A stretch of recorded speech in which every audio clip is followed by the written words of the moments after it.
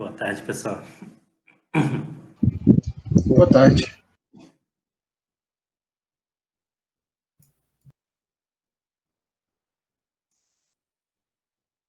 Espero que todos tenham tido um bom recesso aí de final de ano, né? Apesar da pandemia, espero que tenha sido bom para todo mundo, para descansar, para recuperar as energias. E agora voltamos em 2021, continuando o curso, mas agora com ânimos renovados.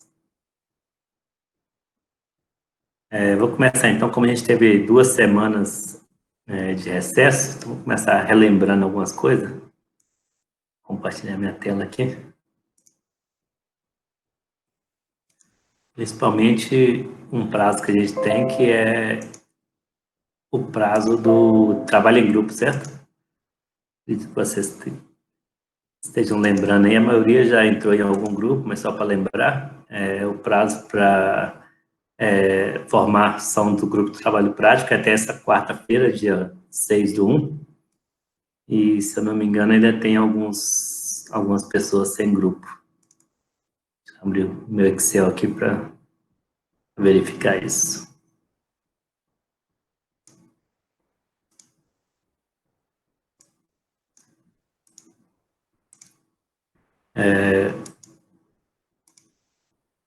Então quem eu coloquei um aqui é porque os grupos já estão formados, né? E quem não tem nada na linha é porque não entrou em nenhum grupo ainda, pelo menos eu não recebi nenhum e-mail sobre o grupo. Eu olhei e-mail, acho que hoje de manhã.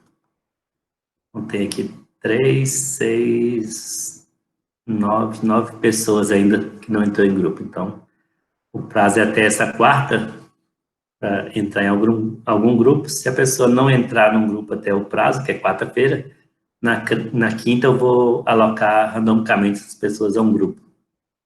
Então eu não considero isso bom, porque você pode acabar caindo em um grupo de pessoas que não estão entusiasmadas com o concurso, vão trancar, etc. Professor, dá para escutar? Então, pode falar. Eu não lembro se tem essa informação no site, mas eu lembro que um dos requisitos é que não exista mais de um grupo com o mesmo tema, né, dentro daqueles sugeridos. Tem algum lugar que a gente consegue ver os temas que já foram alocados, né, aqueles que a gente não pode mais pegar? Sim.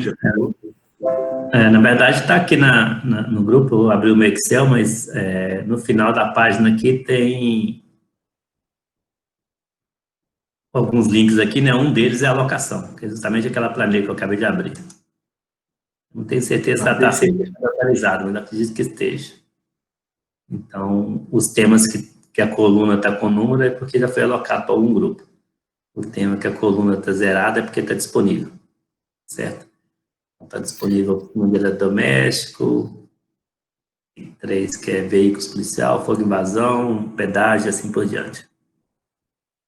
Se quiser propor um tema também, eu acho que nas instruções estava explicando, deve ter falado tá na aula 1, então pode propor tema também, não é uma lista exaustiva, não. Respondido? Então, o prazo para entrar no grupo é até quarta-feira. Quem não entrar, eu coloco randomicamente aqui. Como tem 9 pessoas, possivelmente eu crio um grupo com 5 e outro com 4. Isso não é legal porque você pode acabar caindo em um grupo de pessoas que não estão acompanhando o curso, que são alunos fantasma ou que pretendem trancar a disciplina. Então, é melhor você tentar formar o grupo ou entrar em algum grupo que já está formado, né? Tem alguns grupos que tem vaga ainda, grupo de 4 pessoas que ainda tem vaga para um. Beleza? Então, esse é um dos avisos, até quarta-feira é o prazo para formar grupo. Outro aviso, eu disponibilizei já anotas dos exercícios, o Rômulo corrigiu e a gente está ainda aprimorando o processo. Então, se vocês identificarem alguma nota que parece estranha, manda e-mail que eu dou uma checada. Eu conversei com o Rômulo, que é o estagiário, expliquei para ele os critérios de correção, expliquei como funciona, mas no início do semestre sempre tem algumas coisas ainda para ajustar. Então, a princípio, essas são as notas até... Acho que o Rômulo corrigiu semana passada. Eu dei uma olhada no sábado e domingo, não identifiquei nenhum problema, mas se vocês identificarem algum problema com a nota, me avise. Ok? Foi dado 4 questionários online, são os Google Forms, e teve também aquele exercício do Trello, que é esse primeiro aqui de processos.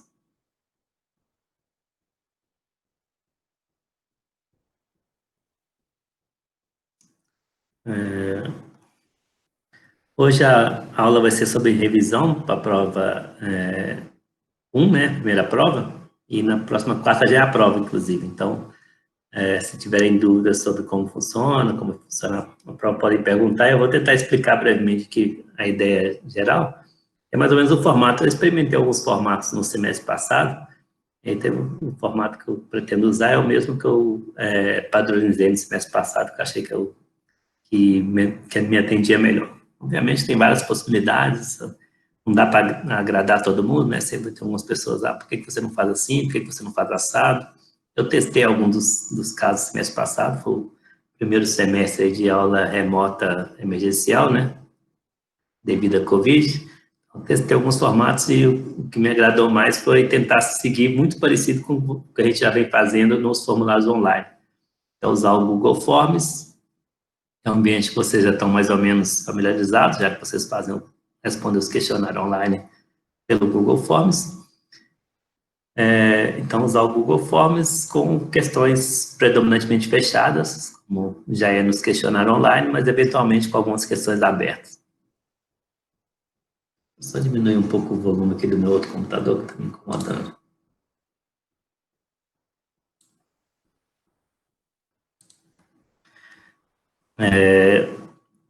Outra coisa que eu tenho adotado na prova é que ela é síncrona. Isso quer dizer que todo mundo tem que estar presente durante a aula, né? Que começa às 17 e vai até 18h40. Tem vantagens e desvantagens, né? Como toda opção. Então, um problema que pode acontecer, né? Você, aqui em BH principalmente, pode estar chovendo na hora, pode a internet cair, pode faltar luz, então pode acontecer muitos imprevistos durante a prova que acaba atrapalhando, pode te atrapalhar na prova, né? Pode derrubar a internet, por exemplo, e você ficar sem internet para fazer a prova, ou ter que mudar do computador para o celular, porque começou no computador, a luz acabou e você vai continuar no celular. Então, pode acontecer esses imprevistos. Eu sei disso, né? Eu sei que pode acontecer esses imprevistos, é difícil prever tudo, né? Então, a gente vai ter que tratar caso a caso, mas, no geral, minha sugestão é a seguinte: não se desespere se por um acaso faltou energia, faltou internet. Lembre que você tem a prova substitutiva no final do semestre, então isso daí é um alento, né? Então, se você, por exemplo, não conseguir fazer a prova 1, não se preocupe que no dia 31/3 você terá uma opção para repetir, uma segunda chance, né, para repetir a prova. Então, esse é um alento, vamos dizer assim, caso aconteça algum imprevisto. Na semestre passado, a turma de engenharia de software tinha mais de 60 alunos, 66, 67, por aí. E, no geral, ocorreu muito bem, muito tranquilo. Então, a primeira vez que eu apliquei a prova 5, né, eu falei, vai dar problema, eu vou ter dor de cabeça, vai ter um monte de e-mail depois reclamando de problema de internet, problema de luz, problema de qualquer coisa. E, para minha surpresa, não teve problema quase nenhum. Então, a prova ocorreu tudo dentro do esperado, como foi planejado, e me surpreendeu, porque eu esperava que fosse ter muita dor de cabeça por causa desses imprevistos, e não teve. Então, esse semestre, como a turma é bem menor, são 30 e poucos alunos, menos uns 40 alunos, né? Eu acredito que também não deve acontecer muito problema, então já estou mais otimista nesse aspecto de que pode acontecer imprevisto? Pode, mas isso, pela minha experiência do mês passado, é raro. Então, não deve acontecer muito problema, mas se acontecer com você, se for sorteado de ter um imprevisto, não se preocupe, porque vai ter a prova substitutiva no final do semestre, lembra disso. É uma outra coisa que eu fiz, provavelmente eu vou adotar de novo. Eu não preparei a prova, não, mas é o que está na minha cabeça, né? Vou preparar amanhã ainda. Uma outra coisa que eu pretendo fazer para minimizar esse problema de internet ou de falta de luz é que eu vou dividir a prova em partes. Então, eu fiz isso semestre passado. Pretendo dividir, por exemplo, em 4 partes. o mesmo valor. Então, a prova vale 20 pontos, é isso? Ou 10 pontos? Não me lembro, deixa eu relembrar aqui, tem muito tempo que eu não visito o material da disciplina. Então, 10 pontos, né? A prova vale 10 pontos, certo? Então, a prova 1 vai valer 10 pontos. 4 partes, cada parte valendo 2,5. Possivelmente, né? Pode ser que eu mude de ideia amanhã, na hora que eu começar a preparar a prova. Mas, a princípio, eu pretendo fazer isso. 4 partes. E por que isso eu acho bom? Porque, na verdade, são 4 Google Forms, e se você tiver problema só no final da prova, por exemplo, se você tiver submetido as 3 primeiras partes, você não vai ser tão impactado. Então, talvez você tenha problema em algum momento, não consiga submeter uma das 4 partes, mas submeteu as outras 3 partes, e aí você submeteu pelo menos 75% da prova. Então, pretendo seguir isso. Então, semestre passado eu fiz cada parte referente a um capítulo do livro. Então, são 4 capítulos, capítulo 1, 2, 3 e 4, do livro Somerville. Então, eu dividi 4 partes, uma parte por capítulo, como se fosse 4 Google Forms desse. Cada parte com 10 questões, às vezes com algumas questões a menos, porque pode ter questão aberta.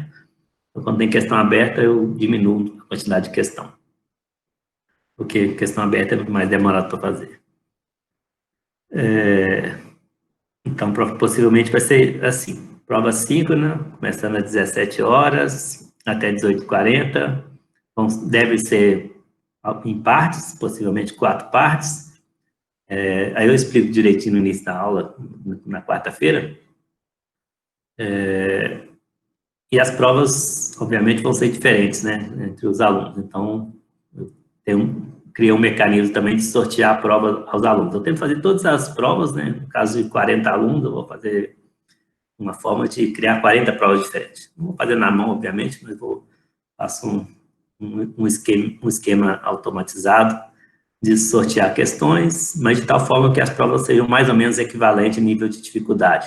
Então, eu tenho essa consciência também que as provas não vão ser iguais, mas tendem a cobrir o mesmo conteúdo e com questões de grau de dificuldade semelhante, para ser justos. E sorteio entre os alunos, então no início da aula eu sorteio, preparo 40 provas, sorteio os 40 alunos, onde você vai ser sorteado com a prova, tem que fazer aquela prova. A prova é diferente das provas do colega, mas com grau de dificuldade semelhante. Pode ser que você dá azar e pegue uma prova um pouco mais difícil, porque as provas são diferentes, pode ter alguma um pouco mais difícil. Pode ser que você dê sorte e pegue a prova um pouco mais fácil, ou a prova com as questões que você estudou, mas isso depende da sorte, né? Então, não vou privilegiar ninguém, não vou prejudicar ninguém, mas também eu acho que não faz muito sentido dar a mesma prova a todo mundo, porque aí não seria uma prova, seria um trabalho em grupo onde todo mundo vai trocando as respostas no WhatsApp. Outra coisa sobre a prova, estou já explicando para, na quarta-feira, minimizar as dúvidas. Pode perguntar, pessoal, se quiser também, tá? Já tem algumas perguntas aqui no chat, né? Vamos lá. Então, primeira da Helena, dentro do horário, se precisar, é possível começar novamente a prova? Sim, é Google Forms, então se por um acaso a janela fechar e você não tiver submetido, você pode submeter de novo. Agora, foi muito raro, mas eu me lembro que semestre passado teve um aluno que disse que acabou a luz justamente quando ele apertou o botão Submit, e aí ele não tinha certeza se a prova tinha sido submetida ou não, e aí ele não conseguiu ressubmeter, porque já tinha submetido, e na verdade a prova não tinha chegado para mim. Não sei exatamente o que aconteceu, mas isso é muito raro de acontecer. Acho que a gente pode confiar na infraestrutura do Google e confiar que quando você apertar o botão de enviar provas, submeter, aí você não tem como alterar mesmo, mas é como no Google Forms lá dos questionários. Você envia uma vez só, uma vez que você enviou, não tem como alterar, mas se você não submeteu ainda, você pode recomeçar e refazer aquela parte. Respondida, Helena? Melissa. Melissa acabou de ser matriculada.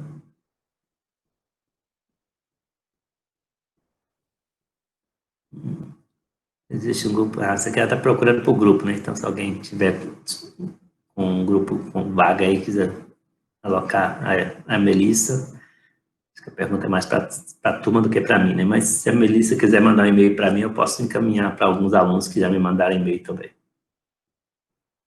A Laís.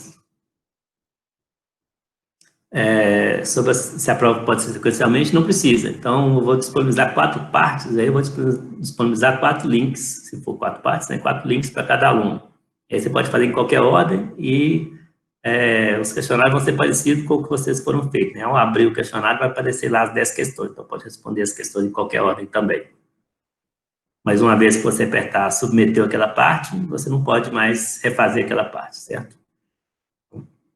Cada parte só vai poder ser feita uma vez, mas em qualquer ordem. Que a Helena só respondeu aqui possivelmente para a Melissa, por causa do grupo do WhatsApp, né? Acho que é isso, né? Então,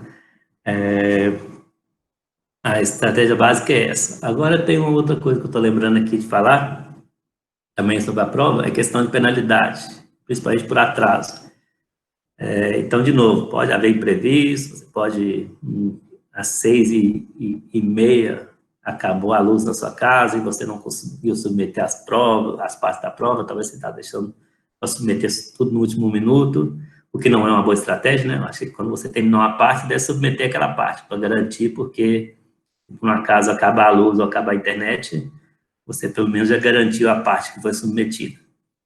Mas, se por um acaso você atrasar em alguma parte, por algum motivo, vai ter política de penalidade. E uma política de penalidade é 1% do valor da prova por cada minuto de atraso. Se eu não me engano, é isso. Eu vou escrever aqui na página, na quarta-feira, para deixar tudo bem documentado. Mas o que isso quer dizer? Quer dizer que se você atrasou 1 minuto, 2 minutos, 5 minutos, o impacto na sua nota não vai ser tão grande. Se você atrasou 5 minutos, você vai perder 5% do valor da prova. Se a prova vale 10 pontos, 5% de 10 é o quê? Meio ponto. Então, você vai perder meio ponto por ter atrasado 5 minutos. Não deve ter um impacto tão grande na sua nota. Mas, por outro lado, se você atrasar muito, atrasei 1 hora, atrasei 100 minutos, 100 minutos já vai dar 100%, não zerou a prova. Então, é uma forma que eu encontrei de não penalizar muito aquelas pessoas que atrasou 1, 2, 3 minutos, 5 minutos, mas, de certa forma, você prova 5, né? Então, você não tem tempo infinito para fazer, não. Você tem que fazer até 18h40. Se você atrasar um pouquinho, entregar 18h45, você atrasou 5 minutos, teve 5% da prova de penalidade, perdeu meio ponto de 10. Se você atrasou 10 minutos, perdeu 10% do valor da prova, perdeu 1 ponto de 10. Então, tentem não atrasar, pode haver imprevisto, você atrasar mais do que 25 minutos uma parte, aquela parte já foi zerada, porque 25% é justamente 1/4 da prova, é justamente o valor da parte. Beleza? Helena aqui, por onde são os links da prova. Na quarta-feira, no início, eu reservo, assim, a aula eu considero que é 90 minutos, 1h30, né? Ou 100 minutos, com 1h40. Eu vou separar os 10 primeiros minutos para sortear a prova entre vocês, e uma vez sorteado, disponibilizar o link. Eu vou colocar um PDF com os links, que já vai estar mais ou menos pré-gerado, né? Só vai voltar a colocar a matrícula de cada um para associar a cada prova. Eu coloco o PDF aqui na página, possivelmente aqui, como eu sempre coloco, né? Parte 1, e aí vai ser um link para um PDF, o PDF tem 4 links para cada prova. Então, você procura a sua matrícula, não vai estar ordenado as matrículas, não, vai estar aleatório, porque vai ser sorteado. Você procura a sua matrícula, Ctrl F para procurar a sua matrícula, na sua matrícula vai ter 4 links, que são as 4 partes. Vai estar no PDF. Respondida a Helena. Sofia. Falou, atrasei 10 minutos para a aula, não sei se eu falou a prova. Vocês disponibilizaram no horário. Então, a aula vai começar às 17 horas, os primeiros 10, 15 minutos eu vou reservar para explicar, vou reexplicar como que funciona a prova, e aí disponibilizo os links, e aí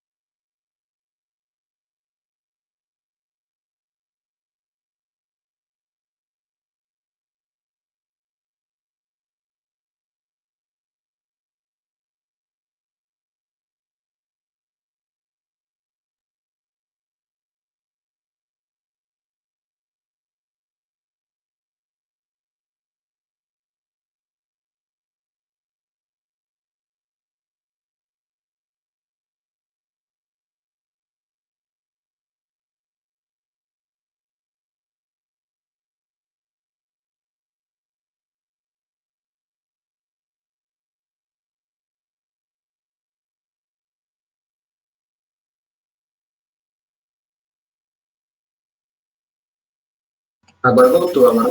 Sim. Agora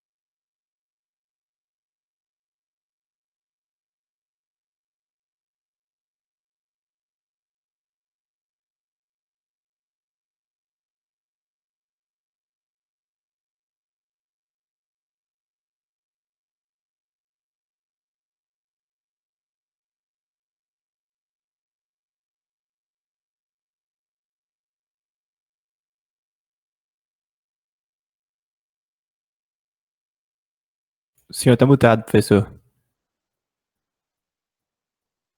Tá, estou voltando para o computador antigo, que tem câmera, e estou desligando o áudio da outra para não dar eco aqui, que está um eco bem grande para mim. Voltando aqui, então, assim que vai funcionar a prova, basicamente. Mais alguma dúvida sobre a prova? Perdi o chat aqui, que estava antes na tela. Eu respondi todo mundo, né? Deixa eu compartilhar de novo aqui, porque já está a janela tudo aberta.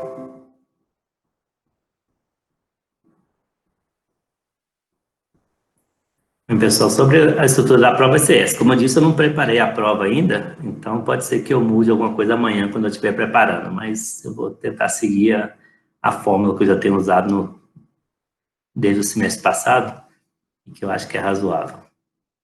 80 minutos para fazer a prova, 4 partes, 20 minutos por parte, cada parte tem mais ou menos umas 10 a 12 questões, a maior parte das questões fechada, com algumas questões abertas. A prova é 5, né? Então tem que fazer até 18h40. Se tiver atraso, vai ter penalidade por atraso, mas uma penalidade não muito rígida, de tal forma que se você atrasar poucos minutos, você não deve ter tanta penalidade. Beleza? Vamos agora, então, sobre a matéria. E se tiverem dúvida, quando eu estou compartilhando a tela aqui, eu não vejo o chat, então, se quiser ligar o microfone, pode ligar. Então, eventualmente, de vez em quando, eu vou aqui na tela de chat para ver se tem alguma mensagem que eu perdi. Vocês estão vendo minha tela, né, pessoal? Sim. Sim, beleza. Sim, sim. Então, explicando a matéria aqui, eu não vou repetir todo o conteúdo, vou só passar por aula a aula, só para vocês lembrarem o que é a matéria e, eventualmente, se quiser tirar alguma dúvida sobre a matéria ou dúvida sobre a prova no geral, fique à vontade para perguntar. Então, geralmente eu coloco aqui aula a aula só para me lembrar o que já foi dado e lembrar vocês também o que foi dado até aqui. Mas, em resumo, são os 4 primeiros capítulos do livro do Somerville. Algumas poucas exceções com alguma bibliografia a mais que eu tenha incluído. Vou passar aqui aula a aula, aula 1, lá no dia 30 de novembro, né, quando começou o semestre. Basicamente não teve matéria, foi só explicar a disciplina, expliquei o trabalho prático, lembrando que os grupos do trabalho prático têm que ser formados até essa quarta, que é dia 6. Se não entrar em nenhum grupo, você vai ser alocado a um grupo randomicamente, pode não ser um grupo legal para você fazer o trabalho. Aula 2. Aula 2 já começou a matéria, então foi basicamente introdução à engenharia de software. Então, capítulo 1 do livro do Somerville, todo capítulo 1 de livro é parecido, né? Então, um monte de conceito, com motivação, então, com algumas ideias gerais, explicações gerais sobre o que é engenharia de software e o que não é engenharia de software. Um pouco de comparação do que é engenharia de software, comparando engenharia de software com ciência de computação, ou engenharia de sistema, então são termos assim que se confundem. Então, Somerville faz esse comparativo. Na aula eu não mostrei tanto, mas no livro tem coisas sobre essa ideia também, mas de qualquer forma, o que eu devo cobrar na prova é o que eu dei nos slides, que é mais ou menos uma motivação, com problemas da engenharia de software, com atividades da engenharia de software, estrutura da engenharia de software, com coisas que tem no capítulo 1 do Somerville, e que eu completei um pouco com o capítulo 1 do livro do Presma, que é o outro livro bem conhecido de engenharia de software. Eu coloquei alguns slides aqui só para relembrar vocês o que se trata. Foi há mais de um mês atrás, né? Foi no início de dezembro, então pode ser que vocês já tenham esquecido. Então, definição do que é software, programa de computador, uma documentação, alguma classificação de software. Estou vendo no microfone, tem alguém querendo perguntar ou comentar alguma coisa? Não, só deixar aberto para se não estiver também aqui. Beleza. Então, um pouco sobre classificação de software, uma classificação que o Somerville discute logo de cara, essa de produtos genéricos, do tipo Microsoft Office, que atende um segmento do mercado, e produtos encomendados, que é o que a engenharia de software mais discute, que são aqueles casos que você tem que atender a demanda específica de um cliente específico. Alguns problemas ou desafios que a engenharia de software tem que lidar, por exemplo, o Somerville discute bastante os sistemas críticos, que são aqueles sistemas que não podem falhar, por exemplo, sistemas médicos que lidam com vidas humanas e que, se por um acaso dá um diagnóstico errado, pode custar a vida de uma pessoa. Então, são sistemas que devem ser muito bem planejados e desenvolvidos para que não tenham falhas. Ou sistemas bancários, que também lidam com dinheiro e que, se falhar, também pode trazer prejuízo para alguém, então não deve falhar. E muitos outros exemplos no mundo real que a gente tem de sistemas que não deveriam falhar. São os chamados sistemas críticos e onde a engenharia de software é ainda mais aplicável, vamos dizer assim, porque tem que ser desenvolvido com mais cautela, com mais zelo, para ter um produto de qualidade. Essa figura também, que é lá da aula 2, já é uma figura que eu peguei do livro do Presma, a forma que ele apresenta a engenharia de software. Eu acho bem legal essa estrutura que ele apresenta, que é o foco em qualidade. Em cima de qualidade, você constrói camadas. Por exemplo, vem os processos de software, a gente já viu aqui na disciplina, na aula seguinte, aula 3. Em cima dos processos, vem os métodos. Então, os processos dizem o que tem que ser feito. Por exemplo, atividades, a ordem das atividades, então são processos. E como que vai ser feito são os métodos. Por exemplo, se eu vou desenvolver em Java, ou em C++, ou em Python. Se eu vou desenvolver no IDE Eclipse, ou se eu vou desenvolver num editor de texto qualquer. São os métodos. Se eu vou usar o ML, ou se eu vou usar uma outra notação informal, ou se eu nem vou fazer diagramas. Então, o como fazer são os métodos. No processo diz o que fazer e quando fazer, os métodos como fazer, e as ferramentas dão esse apoio a toda a estrutura da engenharia de software, apoio ferramental. Por exemplo, o Trello dá apoio a gerenciamento de projeto, como a gente viu no laboratório, na aula prática que vocês fizeram em casa. Beleza? Então, a estrutura do livro do Presma, que não está no livro Somerville, mas eu acho interessante, por isso que eu trouxe também para a minha aula 2. Aí, já voltando para o livro Somerville, ele apresenta a engenharia de software como 5 atividades principais, que é a engenharia de requisitos, essa primeira, esse slide que mostra um pouco o que é engenharia de requisitos. Segunda atividade, modelagem. Terceira atividade, implementação. Quarta atividade, testes e validação. E a quinta, que o Somerville coloca, mas nem todos os autores colocam, que ele coloca manutenção e evolução de software. Então, na aula 2, eu falei um pouco sobre cada uma dessas atividades. O que é engenharia de requisitos? Então, essa figura meio que captura a visão do Somerville do que é engenharia de requisitos. São atividades que você faz para documentar o problema do cliente, entender o problema do cliente. Cria diagramas e entende o que vai ser o sistema, o que você tem que desenvolver para resolver o problema do cliente.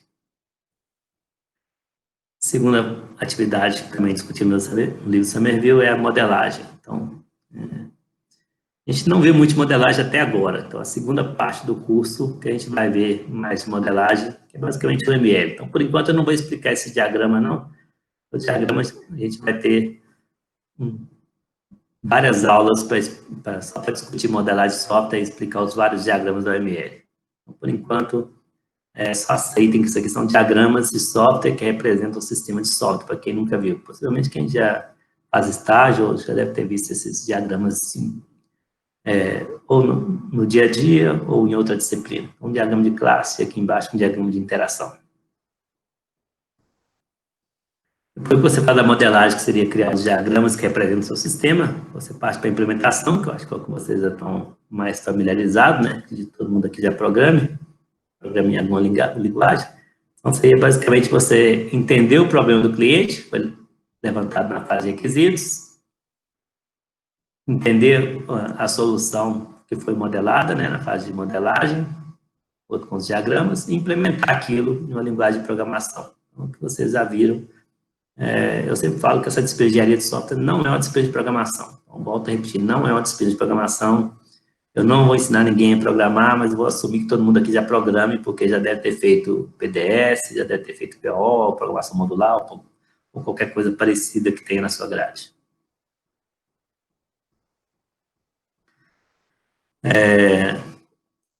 A primeira atividade de requisitos, modelagem a segunda, implementação a terceira, quarta, verificação, validação e teste. Então, um slide só para lembrar que a quarta atividade seria verificação, validação e teste, que é ter certeza que o que foi implementado é realmente o que o cliente gostaria de receber e o que ele quer receber. Então, você verificar se está de acordo com o que o cliente gostaria de receber e validar, que é o cliente dar o ok, validou, dizendo realmente está de acordo com o que eu gostaria de receber. Então, verificar tem muito a ver com comparar com o que foi documentado e validar tem mais a ver com a opinião pessoal do cliente, se o cliente realmente está satisfeito com aquilo que foi implementado.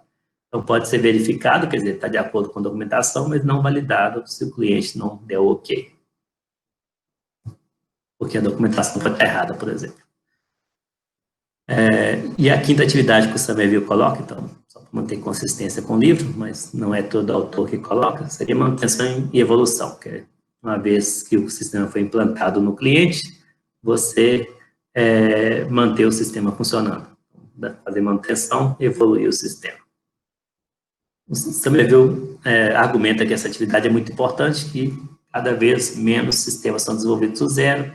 É importante você ter essa consciência de que ao desenvolver um novo sistema, você está, na verdade, usando parte de outro sistema, evoluindo outros sistemas pré-existentes.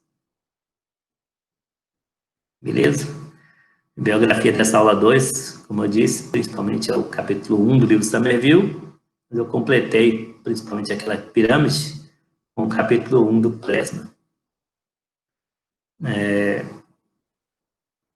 A prova, só para lembrar, os slides tendem a ser suficientes. Então, eu costumo dizer para os alunos o seguinte, se você quer tirar mais 60% e passar, não se preocupe em pegar os livros. Pode estudar os slides, se você estudar os slides, é muito provável, né, é quase garantido que você vai tirar 70%, 80%, 90% ou quase 90%, até 90%. Agora, eventualmente, eu coloco uma outra questão que não está explícita nos slides e que está no livro, que é aquela forma que eu acho justo de premiar aquele aluno que estudou um pouco além dos slides. Então, se você quer tirar conceito A, ou quer fechar a disciplina com nota acima de 90, talvez para esse caso os slides não sejam suficientes. Então, no geral, os slides é suficiente, mas eventualmente pode ter questão na prova que não está nos slides, que está no livro, para premiar aqueles alunos que estudaram além do que está nos slides, beleza? Quando acho que vou lembrar de olhar aqui o chat, ver se tem alguma dúvida no chat. Enquanto ok, né?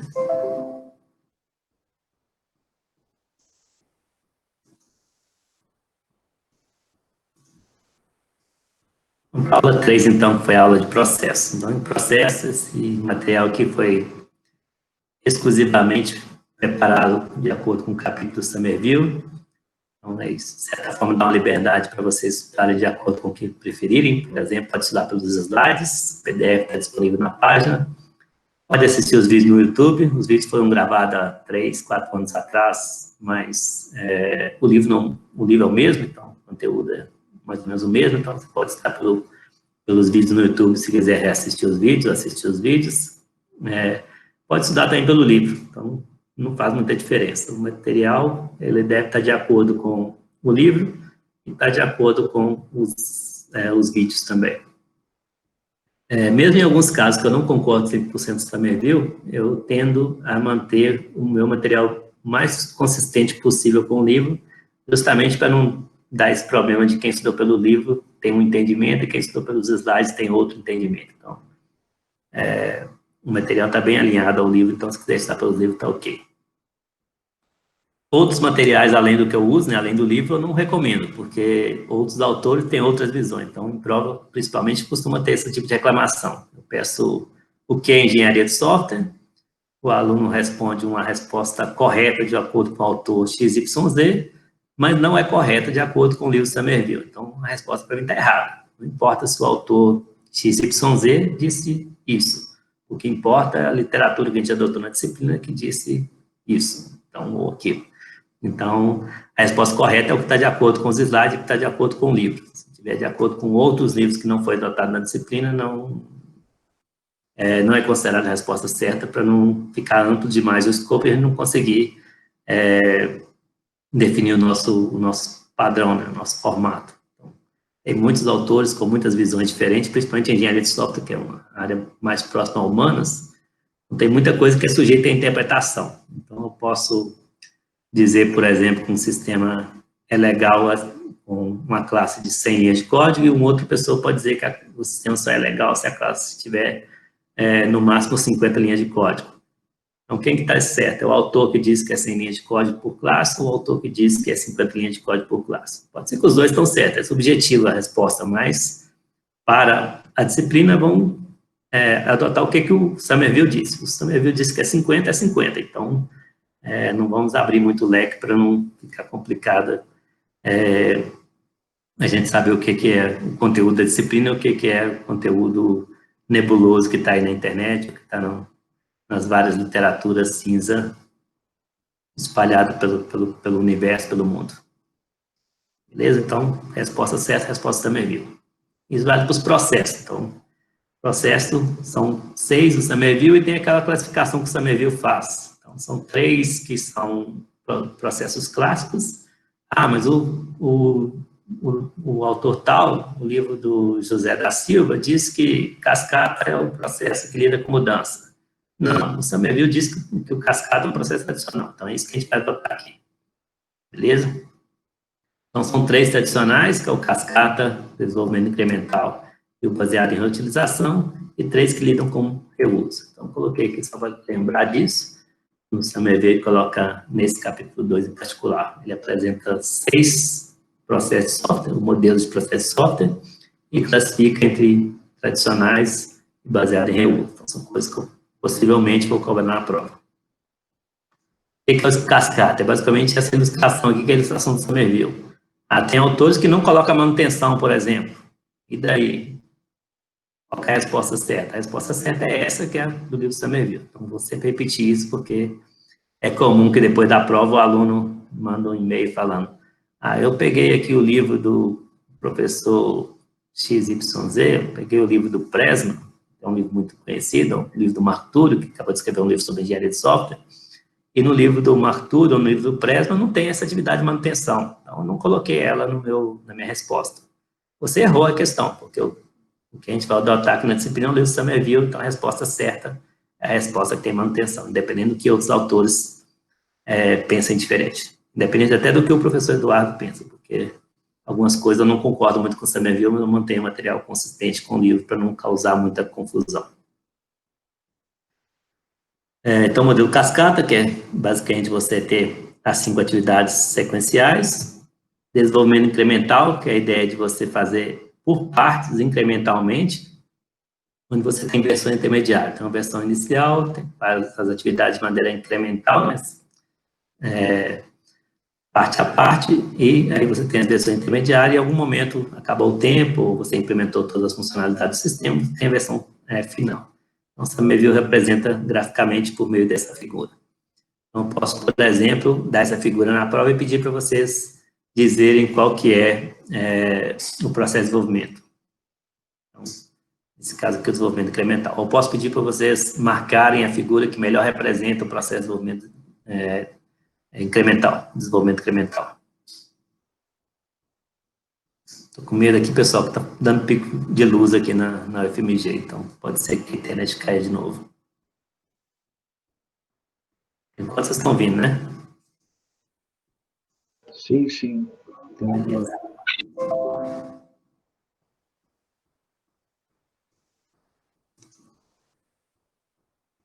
Há sempre o medo também de, durante a prova, dar pico de luz na FMG ou comigo, né? Mas, de qualquer forma, eu vou tentar disponibilizar a prova na página, ou no meu computador, ou rotear a internet do celular, para que vocês possam fazer, e aí, se por um acaso der problema na minha internet também, vocês ainda assim têm como fazer a prova.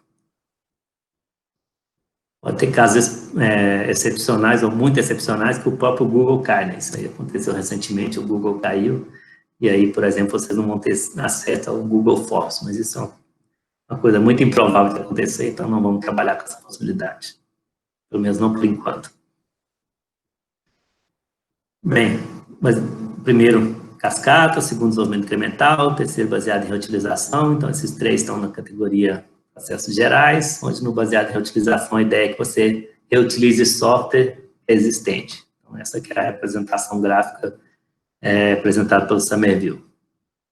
O ponto principal, no meu slide não está, mas o ponto principal seria essa parte do meio aqui, ó, que é analisar componente,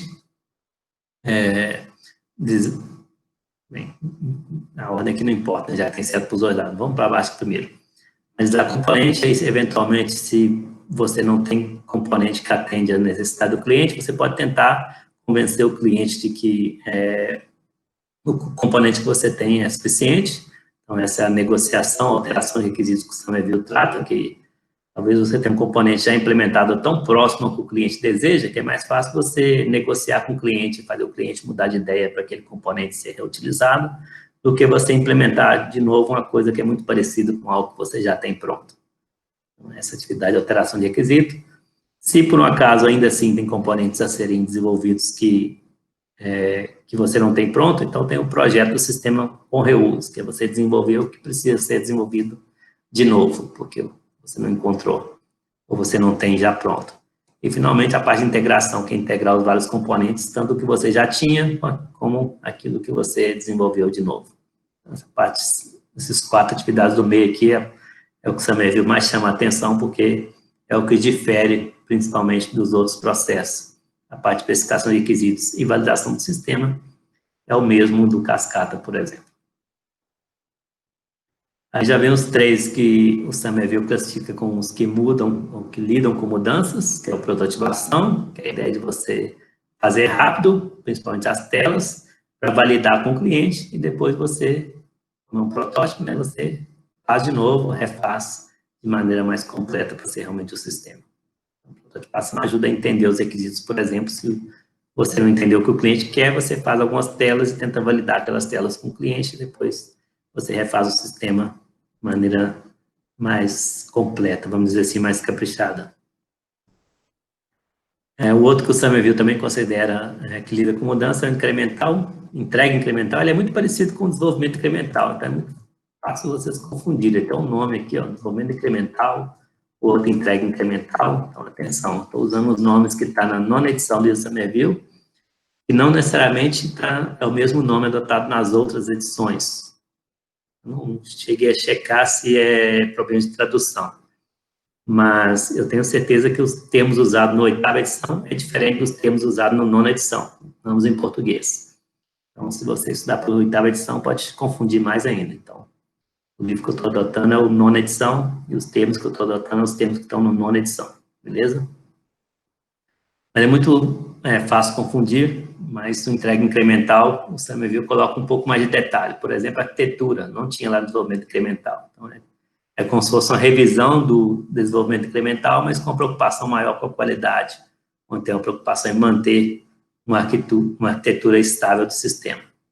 Esse ciclo menor aqui é muito parecido com o outro. Desenvolver incremento é você desenvolver parte a parte. Mas, no caso do entrega incremental, tem um ciclo maior aqui, que é justamente a parte onde você tem uma preocupação em manter a qualidade arquitetural do software. Então, você refaz parte dos requisitos, mas vê qual que é o impacto disso na arquitetura do sistema para garantir uma qualidade arquitetural. Mas o conceito é muito parecido em desenvolvimento incremental com entrega incremental. E o último é a espiral de Bowen. Minha figura aqui nesse caso é um pouco diferente da do Somerville, que tem no livro ela é bem complexa, então nos slides já ficou ruim. Eu criei uma versão simplificada aqui, né, do modelo espiral, mas basicamente a ideia é essa, é você fazer incrementalmente como se fosse uma espiral, onde o sistema vai aumentando. Começa com um sistema pequeno, tipicamente uma prototipação, um protótipo, pode começar com a prototipação, e o sistema vai crescendo ao longo do tempo e seguindo uma ordem parecida com o modelo cascata. Então, o modelo espiral, na verdade, que é o modelo espiral de Bowen, o autor desse modelo, a ideia foi pegar vantagens dos outros modelos de processo para compor um modelo representado diferente, mas que usa ideias de outros modelos de processo, como a prototipagem, como cascata, e como a ideia de fazer incrementos, como no desenvolvimento incremental e no entrega incremental. Ok? Então, literatura da aula 3, ou bibliografia da aula 3, é o capítulo 2 do Somerville. Então, aula 2, capítulo 1, aula 3, capítulo 2. Bem fácil de lembrar. Tem alguma pergunta aqui? Enquanto tá ok, hein, pessoal?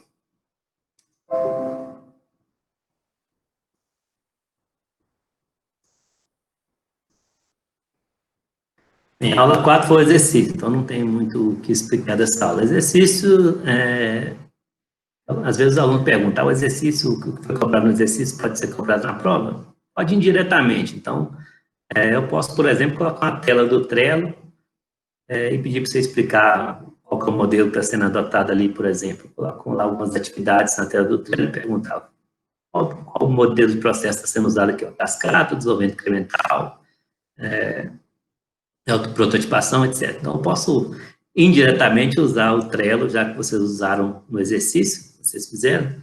Então, acredito que vocês estejam familiarizados com a interface do Trello, então eu posso usar ela em algum exercício, mas no mais é assim, mais indireto mesmo, não vou pedir para vocês fazerem no Trello, por exemplo, alguma coisa no Trello.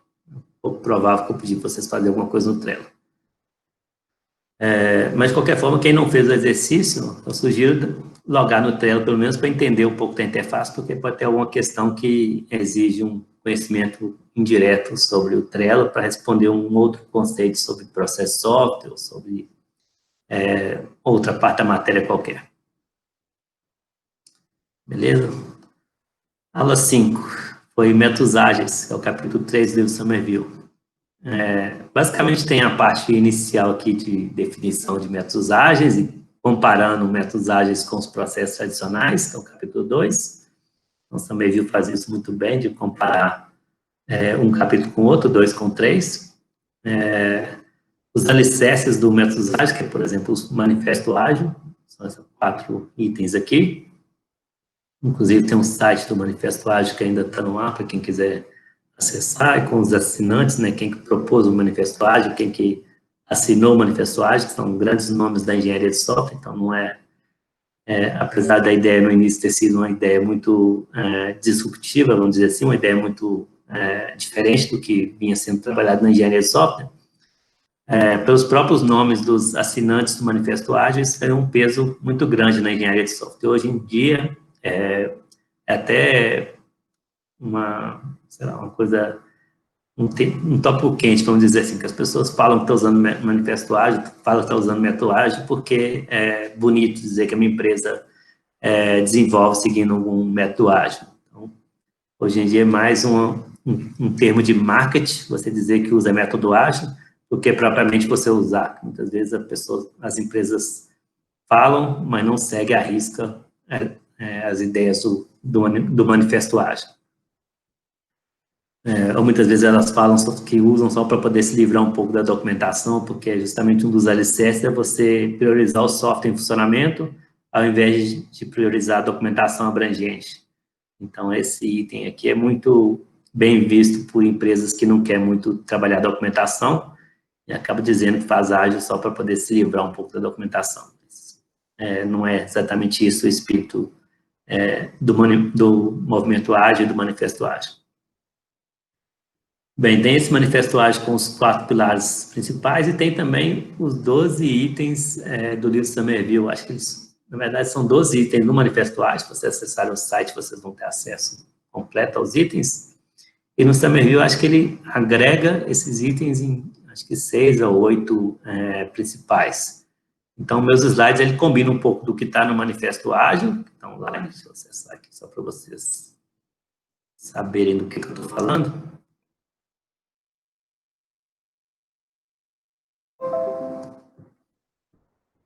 Então, combina um pouco desses 4 alicerces aqui com os 12 princípios do movimento ágil. No meu caso está em inglês, mas tem vários idiomas.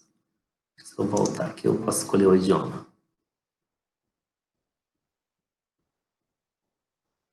Onde está o nosso português aqui? Então, tem aqui os 4, eu chamo de alicerces, mas varia um pouco de autor para autor. E tem também os 12 princípios. Mas no Somerville ele não apresenta esses 12 princípios, ele meio que agrega eles em 6 ou 8, alguma coisa assim. Então, os meus slides têm um pouco do livro Somerville, que é essa sumarização dos princípios, mas um pouco também do que eu peguei do Manifesto Ágil. Normalmente, quando eu pego material de outra fonte, eu costumo, como eu coloquei aqui, né, eu costumo colocar o link aqui da página que eu peguei, ou no final eu coloco a bibliografia adicional. São vários métodos ágeis, então o que a gente vai, o que a gente explorou no curso, né, foi o XP, né, que é a programação extrema, e o Scrum, que são os 2 mais conhecidos, vamos dizer assim, tem vários outros, mas no curso não daria para cobrir todos, a não ser que fosse um curso só de métodos ágeis, só de desenvolvimento ágil de software. Então, preferi manter de acordo com o que está no Somerville. O Somerville também fala do XP e do Scrum. Fala mais do XP do que do Scrum. Eu complementei um pouco algumas coisas do Scrum com uma literatura adicional que eu coloquei também nessa aula. O XP se preocupa mais com coisas técnicas, com questões técnicas. Por exemplo, propõe programação em pares, propõe testar primeiro, propõe integração contínua. Então, tem várias práticas aí do XP que são mais questões técnicas. Enquanto o Scrum se preocupa mais com questões gerenciais. Então, questão de reunião diária de 15 minutos, as perguntas da reunião diária, reunião de planejamento, reunião de conclusão do sprint. Além disso, o Scrum tem toda uma nomenclatura que o pessoal gosta, né? O sprint, é o Scrum Master, é o backlog, Process Backlog, sei lá mais o que. Então, tudo isso está mais ou menos detalhado lá na aula sobre métodos ágeis. com esse foco no Scrum, que são questões mais técnicas, o que fazer, como fazer, e explicando também um pouco do Scrum, que são questões mais gerenciais, como gerenciar uma equipe de desenvolvimento ágil. É a preocupação mais do Scrum, a questão do gerenciamento. Beleza? A essência da aula do capítulo 3 do livro Somerville, eu acabei complementando alguma coisa, principalmente na parte do Scrum, esse livro aqui de qualidade de software. Mas só para repetir, se você está preocupado em passar com 60, com 70, com 80, não precisa se preocupar com uma literatura adicional, não. Pode estudar só os slides, é suficiente. Agora, se você quer passar com conceito A, mais de 90, talvez valha a pena você olhar também a literatura, que pode ter alguma questão na prova que não está tão clara nos slides, mas pode ser que está, por exemplo, nesse livro aqui de qualidade de software. Beleza? Aula 6 foi a última antes dessa aula, né? Essa aula é a 7ª. Alguém ligou o microfone aí? Alguma pergunta? Não, era só para perguntar se está tudo certo, só para Certo. Então, aula 6 foi a última aula antes da pausa para o Natal e Ano Novo, né? Então, foi basicamente engenharia de requisitos, o capítulo 4 do livro Somerville, que é engenharia de requisitos. Então, basicamente, primeiro discute o que é engenharia de requisitos, o que é requisito, etc., né? Algumas definições. Depois, algumas classificações que são bem clássicas da engenharia de requisitos, como, por exemplo, requisito de usuário, requisito de sistema, requisitos funcionais, requisitos não funcionais. Vão estar aqui dentro de classificação. E algumas técnicas ou atividades da engenharia de requisitos e técnicas para a obtenção dos requisitos, que é o foco principal da engenharia de requisitos, é você levantar o problema do cliente. Na engenharia de software, a gente chama de 2 momentos, ou 2 problemas, mas como chama de 2 problemas, que é o problema do cliente, o problema do cliente e a solução do cliente, que na verdade não são 2 problemas, são 2 estágios mesmo, o problema e a solução. A engenharia de requisitos se preocupa com o problema. Qual que é o problema do cliente? O que é que o cliente precisa resolver com um sistema de software? Então, a engenharia de requisitos está no domínio do problema, enquanto a parte de modelagem, implementação, testes e por diante, está na parte de solução, que é qual que é a solução software para o problema do cliente. A engenharia de requisitos é muito importante nesse primeiro estágio, nessa primeira etapa de entender o problema do cliente. Justamente os requisitos. Então, tem a definição de requisitos, que é a descrição dos serviços fornecidos pelo sistema e das restrições sobre esses serviços. Então, basicamente, é dizer o que o sistema deve fazer, o que o sistema precisa fazer para resolver o problema do cliente. Isso são os requisitos do sistema. A engenharia de requisitos, que tem 4 atividades principais, de acordo com o Somerville, que é descobrir, analisar, documentar e verificar os requisitos. Tem a classificação de requisitos, as classificações clássicas, como, por exemplo, o requisito funcional. O que é um requisito funcional? É aquilo que é explicitamente documentado no sistema, uma funcionalidade ou serviço que está explicitamente documentado. Então, se é um sistema bancário, por exemplo, quer dizer, o sistema deve fornecer extrato. O caixa eletrônico deve permitir sacar dinheiro. O sistema deve permitir transferência bancária de uma conta para outra conta. Então, são coisas que são funcionalidades do sistema que estão explicitamente documentadas no documento de requisitos. Um documento diz o que o sistema deve fazer, mas o interessante é que também deve dizer o que o sistema não deve fazer. Por exemplo, não deve divulgar a senha do cliente para o caixa do banco. Então, o caixa do banco não pode ter acesso à sua senha, não pode ver qual que é a sua senha. Então, isso pode estar explicitamente documentado e ser um requisito funcional por causa disso. O que confunde um pouco, o que contrapõe com o requisito não funcional, que é aquelas restrições ou propriedades que nem sempre está explicitamente documentado, mas que é esperado que o sistema satisfaça. Por exemplo, o sistema deve ser seguro, o sistema deve ter bom desempenho, né, deve ser respondido, dar resposta em tempo rápido, O sistema deve ocupar certo espaço em disco, não deve desperdiçar espaço, vamos dizer assim. Então, muitas vezes, esses requisitos não funcionais, eles são coisas associadas à qualidade, tipo, qualidade num sentido mais amplo. Tipo, o sistema tem que fazer isso, mas também ele tem que fazer com desempenho legal, também tem que ser seguro, também tem que ser portável para vários dispositivos. Então, tem várias coisas que nem sempre estão explicitamente documentadas, mas espera que um bom sistema de software, um sistema de qualidade, atenda. Então, esses são os requisitos não funcionais. No livro tem uma classificação gigante de requisitos não funcionais, acho que eu não coloquei aqui, mas tem nos meus slides da aula 6, também estou no livro para explicar melhor o que são requisitos não funcionais.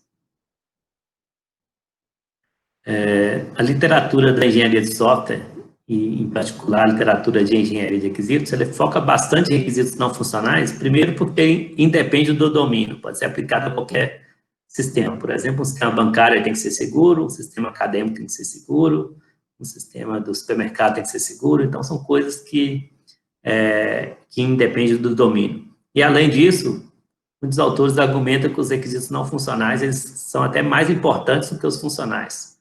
Porque se um sistema não é seguro, o sistema em si não serve. O sistema em si tem baixa qualidade. Enquanto se o sistema do supermercado não permite, por exemplo, não permite incluir um determinado item, uma determinada categoria, ok, o sistema faz outras coisas, mas ele só não permite você classificar os produtos de acordo com a categoria que você gostaria. Ou um sistema acadêmico que não permite, por exemplo, o aluno matricular em 2 disciplinas com o mesmo código. Ok, ele não atende o requisito funcional, que não permite o aluno matricular em 2 disciplinas com o mesmo código. É um problema, mas o resto do sistema funciona. Então, requisitos funcionais, eles são problemáticos, mas requisitos não funcionais, se não forem atendidos, eles ainda são mais importantes. Essa que é a justificativa de por que tem tanto investimento, tanta pesquisa, tanta preocupação com requisitos não funcionais. Uma outra classificação também comum na engenharia de requisitos, na engenharia de software de maneira mais ampla, são os requisitos de usuário e requisitos de sistema. Que é até mais fácil de entender, que é a ideia de você ter diferentes públicos-alvo. Então, se o seu público-alvo é um usuário leigo, não é formado em computação, que nunca escreveu um sistema na vida, que é por exemplo, o gerente do banco, que não é um programador, que é um bibliotecário, que não é programador, você deve escrever os requisitos para ele de uma maneira mais abstrata, mais simples, de uma forma que ele consiga entender, mesmo não sabendo o que é Python, não sabendo o que ler uma linha de código em Java, não sabendo o que é um teste automatizado, uma integração contínua. Então, o seu usuário, seu cliente, não necessariamente tem uma formação em TI, então ele não necessariamente vai conhecer esses termos que são comuns para a gente, GitHub, integração contínua, refactoring, e blá, blá, blá. Então, tudo isso é comum para a gente que é da área de computação de TI, mas não é comum para um usuário que tem outra formação. Então, o requisito de usuário é essa preocupação de você ter um documento que é legível e inteligível com uma pessoa que não é técnica da área de computação, da área de sistema de informação, na área de TI. Então, usar uma linguagem natural, uma linguagem mais simples, usar diagramas mais simples, por exemplo, tabelas, usar coisa que o seu cliente consiga entender, sem se preocupar muito com os termos técnicos, ou sem usar muitos termos técnicos da computação. Isso seria a ideia dos requisitos do usuário, enquanto os requisitos do cliente seria o requisito do sistema. O requisito do usuário, o requisito do sistema seria o outro lado, que é você fazer um documento já usando a tecnologia, usando jargões de TI, para que os desenvolvedores saibam exatamente o que o sistema vai fazer. Então, aqui no requisito de sistema, você já pode dizer que o seu banco de dados vai ser MySQL, que a sua interface vai ser, o front-end vai ser usado JavaScript, e são tudo termos que o desenvolvedor vai entender o que é um front-end, o que é um JavaScript, o que é um MySQL, mas que, no caso dos requisitos do usuário, o seu cliente talvez não entenderia. Então, a ideia dessa classificação é você ter dois documentos que se completam. Um que é mais alto nível para que o usuário, o cliente, consiga entender, e o outro que é mais detalhado, mais completo, que é para equipes de desenvolvimento implementar e seguir uma especificação mais padronizada, mais completa, mais consistente. Essas são classificações de requisitos. Para finalizar, nessa aula também é discutido de várias técnicas para você obter requisitos. São chamadas técnicas de elicitação de requisitos. Elicitação é um termo comum na engenharia de requisitos para significar levantamento ou obtenção de requisitos. É um termo mais técnico da engenharia de requisitos. É basicamente técnicas para você obter requisitos ou levantar requisitos. Aí no livro discute vários, como por exemplo o ponto de vista, que é você se colocar no ponto de vista de diferentes clientes ou diferentes usuários do sistema para você entender o sistema de diferentes pontos de vista. Também no livro é chamado de técnica de descoberta de requisitos. Entrevista, que é você entrevistar várias pessoas para obter requisitos de diferentes fontes. Cenários, a gente vai ver cenários de caso de uso depois da prova 1. Na aula seguinte já vamos explorar um pouco disso aqui. Ao mesmo tempo que você documenta requisitos, são técnicas para documentação, também são técnicas para obtenção ou levantamento de requisitos, porque ao documentar usando cenários e casos de uso, você pode identificar coisas que estão faltando, coisas que não foi, talvez não tenha sido dito pelo cliente, mas que precisa ser documentado para o sistema ser completo, por exemplo, fechar alguma lacuna. Então, são técnicas também discutidas para elicitação de requisitos. E, finalmente, a etnografia, também discutida no livro, que é você, como engenheiro de requisito, como analista de sistema, o papel varia, né, dependendo da empresa, você se infiltrar na empresa do cliente e observar e anotar o que está sendo feito na empresa do cliente. Então, como que o cliente trabalha no seu dia a dia, e com isso você vai entender como que o sistema pode impactar aquele ambiente. Como que um banco funciona normalmente. Funciona assim, talvez até um sistema legado dá. Então, você se infiltra no banco, você como engenheiro de software, observa como que os funcionários do banco trabalham, e aí você documenta, então, o que o sistema deveria fazer para facilitar a vida dos bancários, das pessoas que trabalham no banco. Essa é a técnica da etnografia, que é baseada em observação do ambiente real da empresa cliente. Isso é o capítulo 4 do livro Somerville. Então, em resumo, a prova de quarta-feira vai ser os 4 primeiros capítulos do Somerville com alguma bibliografia adicional. Então, é uma matéria bem enxuta, não é uma matéria muito ampla. Mesmo que você não tenha estudado muito durante aí a pausa de Natal e Ano Novo, ainda tem tempo de pegar hoje e amanhã e quarta de manhã e dar uma revisada no material, que não é um material muito grande. Alguma pergunta sobre a prova, pessoal? Ou sobre a matéria no geral? Pessoal, eu tenho sobre o trabalho, mas vamos esperar. Como é que é? Cortou um pouquinho para mim. Eu tenho sobre o trabalho, mas vou esperar ver se alguém tem dúvida sobre a prova ou sobre a matéria.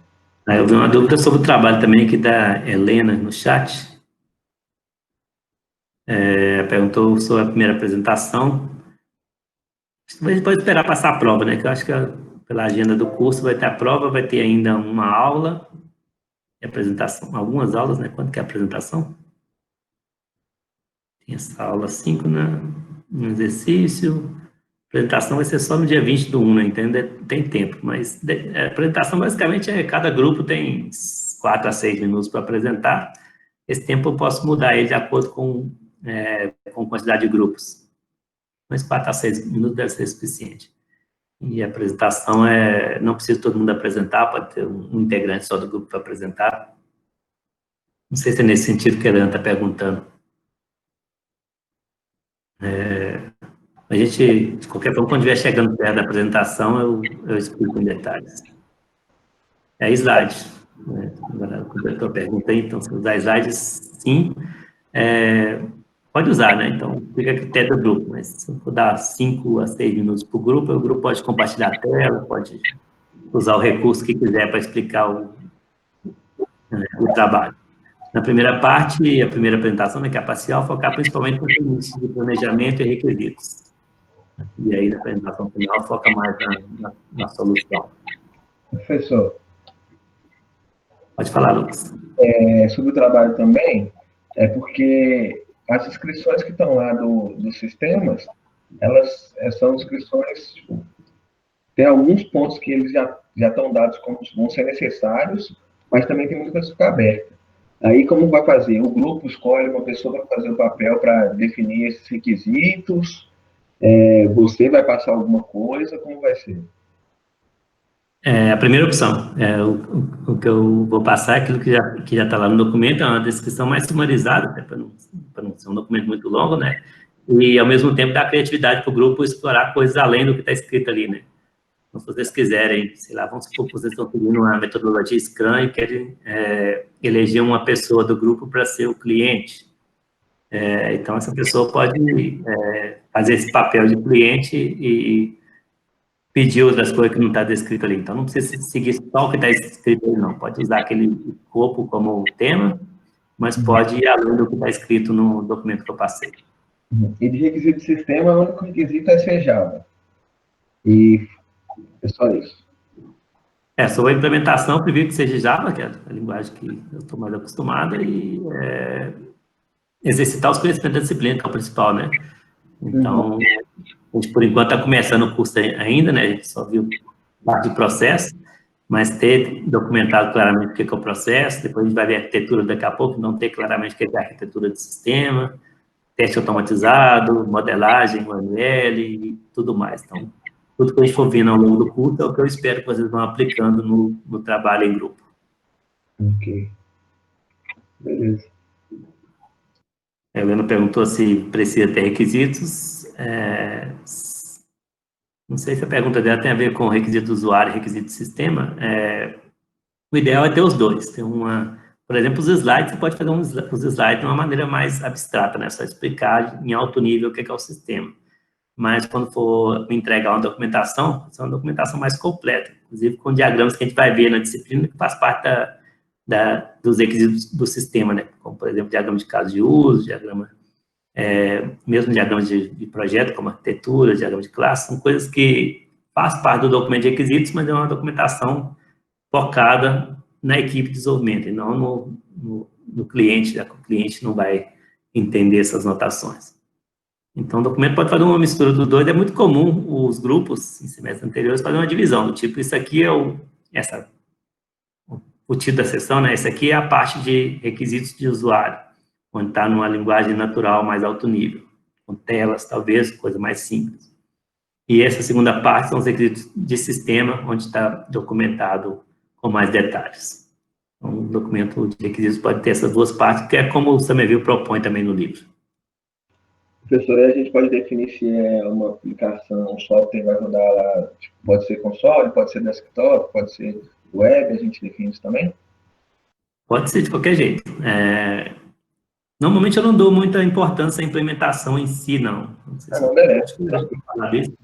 Então, eu não vou ficar tentando instalar todos os softwares. Assim, pode ser que o Rômulo faça isso, né? Mas a minha sugestão que eu dou para o Rômulo, inclusive, também não se preocupe se o código está completo, se está funcionando, se está usando tecnologia recente. Isso aí não me interessa muito, porque não é uma disciplina de programação. Então, eu vou olhar mais consistência, do tipo, se você disse na arquitetura que tem um módulo de controle de estoque, eu vou olhar lá no seu código se tem um código que parece que faz controle de estoque. Pode ser que o código não esteja completamente implementado, não importa muito para mim. Mas tem que estar consistente com o que foi documentado. Se a arquitetura disse isso, a implementação também tem que ter isso. Se o documento de requisitos disse que tem um caso de uso lá que é, sei lá, consultar clientes, eu espero que tenha alguma classe que faça alguma coisa parecida com consultar clientes. Não precisa estar completamente implementado, mas tem que estar consistente com o que foi dito no documento de requisitos e o que foi documentado na arquitetura e assim por diante. Entendi, valeu. Beleza? Professor, no caso da gente fazer esse requisito de sistemas agora, se alguma coisa foi alterada no processo isso vai gerar problema? Na verdade, para a apresentação parcial, né, que é falei agora, dia 20, parece, né, 20 do 1, você não precisa me entregar documento nenhum, então pode ser revisado depois sim. Mesmo que você diga, estou seguindo o modelo cascata, e aí na apresentação do dia 20 você apresenta lá um documento de requisitos que tem uma determinada funcionalidade lá.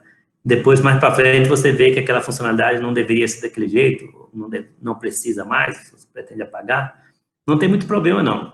Nessa apresentação parcial, eu quero mais que vocês só se organizem para me dar uma ideia do que vocês pretendem fazer em termos de planejamento, em termos de problema, né, o que vocês pretendem solucionar com o software, mas me dá mais a visão do problema do cliente. Mas não precisa me entregar praticamente nada, só os slides da apresentação. Então, e como a apresentação é curta, 5 minutos, então não precisa se preocupar muito em ser completo, em entregar, em apresentar coisas mais detalhadas, não. Pode ficar mais no alto nível, só para mim ter uma noção de que vocês já começaram realmente a fazer o trabalho. E aí, quando chegar lá no final do semestre, que entrega do TP lá no final de março, né? Aí sim vocês se preocupam em documentar tudo de maneira consistente para quando me entregar não tiver muitos furos, porque eu vou procurar justamente esses furos na hora que eu for corrigir. Eu, o Rômulo, né, que é o estagiário, sempre vou dar a instrução dele nesse sentido, de que olhar a documentação procurando por inconsistências. Se você implementou uma coisa e documentou outra, aí tá errado, tem que implementar aquilo que você documentou. A entrega mesmo é só no final de março, não é isso? Acho que aqui não está muito claro. Está aqui 24/3. Então, não precisa se preocupar tanto com o TP agora. A apresentação parcial é bem breve, 5 minutos mais ou menos. Então, é só para vocês dizerem que vocês já estão trabalhando, quem que é os integrantes e qual que é o planejamento que vocês têm para desenvolver o sistema. Ok? Mais alguma coisa, pessoal? Acho que é isso. Então, né, na quarta-feira vai ser a prova. Aí eu vou explicar de novo em breve como que vai funcionar a prova na quarta. Mas aí vai ser do tipo, vou chegar aqui, vou explicar em 10 minutos como que funciona a prova. E aí já começa a prova de vez. Então, não vai ter muita mais explicação sobre a prova. Vai ter alguma coisa de novo que a gente não viu hoje sobre a prova? Assim, eu não preparei a prova, então pode ser que eu tenha alguma ideia mirabolante amanhã que eu resolvo seguir, mas a princípio o que eu tenho em mente é isso que eu expliquei para vocês, de envolver em partes, ter penalidade para atraso, C5, né? Então, a princípio não vai ter nada de novo não, mas pode ser que amanhã eu mude de ideia e quando eu começar a preparar a prova eu tenho uma nova ideia e resolvo testar ela para ver como que vocês recebem as novas ideias. E esse negócio de ensino remoto emergencial está sendo aprendizado para todo mundo, né? Inclusive para os professores. Então, de vez em quando, eu tenho alguma ideia assim, falar, vou experimentar isso na prova, vou experimentar isso no exercício, e aí pode ser que eu faça isso, mas é improvável. Mais provável é que eu siga aquilo que eu expliquei aqui hoje. Beleza? Se não tiver mais dúvida, pessoal, até quarta, então. Bom, boa semana para vocês, e na quarta a gente volta para fazer a prova, então. Ok. Até quarta, professor. Ok, falou, professor. Obrigada. Obrigado, professor.